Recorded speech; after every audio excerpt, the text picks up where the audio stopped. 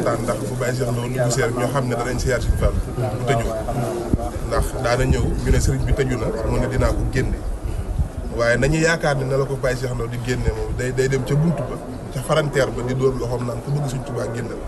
balaa muy daane rek Sëriñ Fallu génn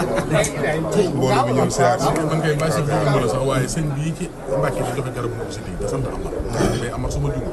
moo ma wax ne ma toog naa fi sëñ Fallu bàyyi Cheikh Ndaw ñëw suba teel nee na wax ay wax yu xorom nee na sëñ Fallu ree nee na ba jaaxal ci client mu ne waaw kay yéen ñi ci jotaay bi yëpp ni ngeen ma neexal tey ndax sama borom moo ma xamal ci suba gi na ma ko gis ba ñu sëñ Fallu bi say rafet amoon sax sëñ góor gi tegal ma ci na ma sant naa yàlla sant sa maam ndax moo tax keroog ma gis ba ñu sëñ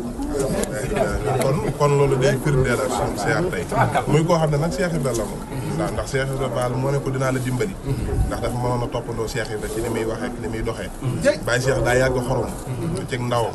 Cheikh Ibra ko baddil na waaw Cheikh Ibra na képp koo saagaate ay aajo faju kon moom ci boyaluk Cheikh Ibra Fall gi la dugg waxañ ne Cheikh Ibra daana ko teg ci dënn bi daan daane Cheikh Ibra daana ko daane kon moom daa doon Cheikh Ibra Fall ci zahir ak ci baatin kon ñoo ngi sant bu baax te kat Cheikh Ibra dënnam boobu du mën a wér de ndax su ko masaane diggal doom ja ñuy wax laala daf ko daan bàyyi